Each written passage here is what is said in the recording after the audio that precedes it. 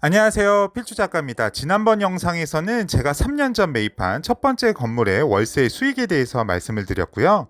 오늘은 5년 뒤 매도할 경우 시세 차익 수익에 대해서 말씀드려 볼까 합니다. 아마 영상을 끝까지 보신다면 저의 첫 번째 꼬마 빌딩 시세 차익에 대한 예상 수익이 얼마인지와 매도 시 발생하는 세금에 대해서 이해하실 수 있으실 것 같네요. 아마 최근 뉴스 기사 중에 연예인분들이 건물을 매각하여 큰 시세 차익을 봤다는 기사를 종종 보셨을 거예요. 예를 들면 대표적인 빌딩 투자 성공 사례로 손꼽히는 탤런트 김태희 씨 경우에는 14년도에 132억 원에 매입한 건물을 6년이 지난 올해 203억에 매각을 해서 약 71억의 시세 차익이 발생하였다고 하네요. 그렇다면 과연 김태희 씨가 71억을 벌었다는 것이 과연 맞는 이야기일까요? 결론적으로 말씀드리면 이는 잘못된 이야기입니다. 왜냐하면 세금이나 각종 비용 등을 고려하지 않았기 때문이죠. 따라서 오늘은 제가 3년 전 구입한 첫 번째 꼬마 빌딩을 5년 후 매도할 경우 현실적으로 제가 얼마를 벌 수 있는지에 대해서 말씀드려 보도록 하겠습니다. 앞선 영상에서도 말씀드렸지만 꼬마 빌딩 투자 수익에는 크게 두 가지가 있습니다. 임대 수익과 시세 차익이 있죠. 매달 이자를 제외하고 통장에 들어오는 임대 수익과 몇 년 뒤 팔면서 생기는 양도 차익, 즉 시세 차익 수익이 있겠네요. 이에 어느 쪽에 조금 더 비중을 두고 투자할지가 매우 중요한데요. 이전 영상에서도 말씀드렸지만 저는 아직 회사를 다니고 있어서 저의 첫 번째 꼬마 빌딩은 월세 수익보다는 집가 상승 쪽에 좀 더 비중을 두고 투자하고 있습니다. 우선 저의 첫 번째 꼬마 빌딩의 집가 상승을 예상하기 위해서는 제가 얼마에 팔 수 있는지부터 예측해 봐야겠네요. 이전 영상에서 말씀드린 대로 저는 24억에 나온 물건을 건물주의 분해 사정에 의해 22억 6천만 원에 매입했다고 말씀드렸습니다. 그리고 2년이 지난 작년 제 꼬마 빌딩을 27억에 매수하고 싶다는 분이 계셨었어요. 월세도 꾸준히 올리고 주위 재개발 호재 등으로 예측을 하자면 최소 30억의 가치는 있을 거라고 생각이 되네요.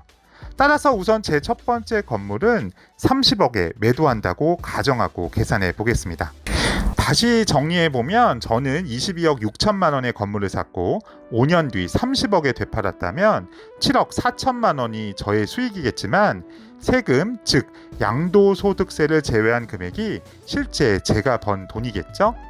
그렇다면 양도소득세를 계산해 보겠습니다. 계산하기에 앞서 조금 생소한 용어가 두 개 나올 거예요. 양도라는 단어와 과세표준이란 단어인데 양도는 즉 남에게 양도한다 라는 것이기에 양도는 곧 매도라고 쉽게 생각하시면 됩니다. 따라서 매도할 때 발생하는 세금을 양도소득세라고 불리는 거네요. 두 번째 단어는 과세표준입니다.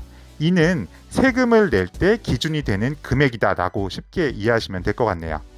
따라서 보시는 것 같이 과세표준의 기준을 산출하고 그에 따른 세율을 곱하는 것이 양도소득세를 계산하는 공식이네요. 이러하기에 과세표준이 낮아야 세금을 덜 낼 수 있겠죠? 과세표준을 낮추는 요소로는 크게 세 가지가 있습니다. 필요경비, 장기보유 특별공제, 소득 기본공제라는 것이 있네요. 그렇다면 제 첫 번째 꼬마 빌딩의 과세표준을 계산해 보겠습니다.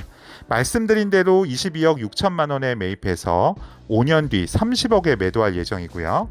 첫 번째 필요경비를 제외해 줍니다. 필요경비에는 이미 납부한 취득세, 등기수수료, 중개수수료 등이 있을 거예요. 이러한 것을 대략 합치면 1억 2천만 원이 되고 이를 우선 제외하면 약 6억의 과세표준이 되네요. 두 번째로 제외해주는 항목이 장기보유 특별공제라는 것이에요.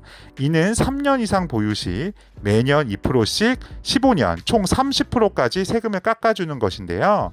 이러한 이유는 물가 상승률에 따라 건물가액이 너무 많이 올라 세액이 부담이 돼서 못 팔기에 오래 보유한 사람을 위해 깎아준다고 생각하시면 됩니다. 따라서 저는 5년 보유 후 판다고 가정하기에 10%가 적용되어 약 6천만 원이 제외되고 따라서 과세표준은 약 5억 5천만 원으로 낮춰지겠네요. 마지막 세 번째 양도소득 기본공제라는 것이 있어요. 이는 건물주 인당 250만 원을 공제해 주는 것이죠. 여기서 중요한 것이 인당 250만 원이 공동 명의로 할 경우에는 모두 각각 공제를 해주는 것입니다. 따라서 저의 첫 번째 꼬마 빌딩은 총 4명의 명의로 했기에 1,000만 원의 공제를 받아서 최종 과세 표준은 5억 4천만 원까지 낮춰지게 됐네요. 이제 과세 표준의 세율을 곱해볼까요?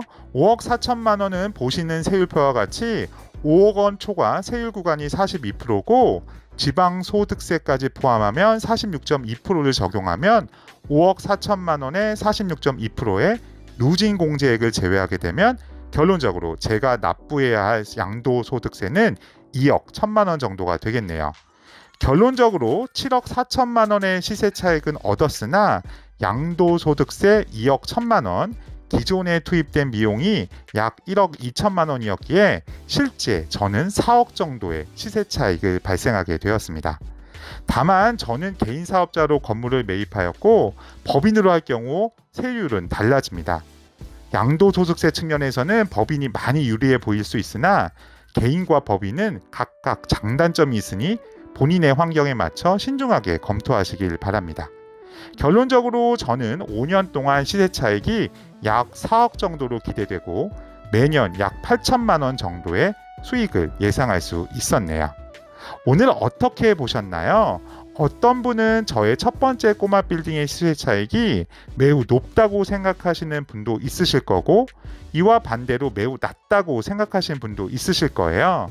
참고로 저는 5년 이상 보유할 예정이고 여러 가지 주위 개발 호재 등이 있어 오늘 계산한 시세 차익보다 더 많은 수익이 생길 거라 기대하고 있습니다. 여하튼 제가 말씀드린 첫 번째 꼬마 빌딩 시세 차익 수익에 대해서 참고하셔서 투자 시 도움이 되셨으면 좋겠습니다. 제 투자가 성공적인지 실패인지 미래를 알 수 없기에 단정 지을 수는 없습니다.